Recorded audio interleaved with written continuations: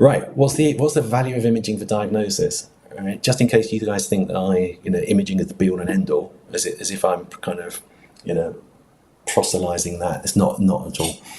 So X-rays can be very, very useful. If you've got an X-ray like that, then it's okay. That's a fully arthritic knee. You don't need an MRI scan. You don't need anything else. It's blatantly obvious from the X-ray. You've got tricompartmental osteoarthritis. Job done. What if you've got an X-ray like this? Well, you can see there's medial joint space reduction, not quite bone-on-bone contact. Okay, and if you're thinking, well, maybe they're heading towards a medial partial knee replacement, but you don't know from that X-ray what's the state of the lateral and the patellofemoral compartments. You don't know if there's a loose body. You don't know if there's an unstable meniscal tear. There's a lot of stuff that you don't know just from that X-ray. But X-rays are really important, really useful. They're really quick. They're really cheap. Ultrasound, incredibly useful in certain circumstances, and that's really for things like tendinopathies, distal ITB friction syndrome, fat pad inflammation, for more superficial things. And every now and again I see people who say they've had an ultrasound and it's diagnosed a meniscal tear and they've diagnosed this, that and the other inside the knee. That's not the right test. Right? That's not the right test for looking at things deep inside a knee.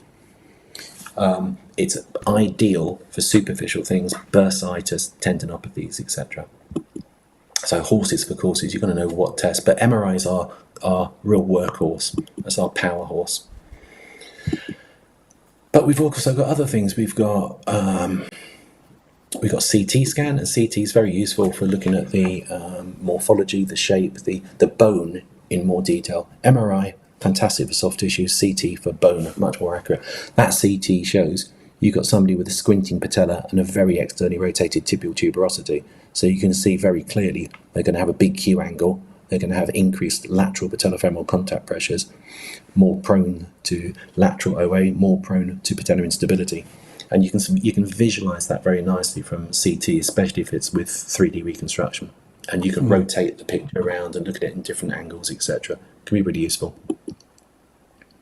And then things like bone spect. I mean, I can't imagine that you guys will ever refer for a bone spect scan. It's a really expensive, really involved scan. It's like taking a bone scan, which checks for metabolic activity, hotspots, but it's very low resolution, mixing it with a CT scan that gives you the anatomy in very high resolution, putting the two together, and you can see exactly where there's a hotspot.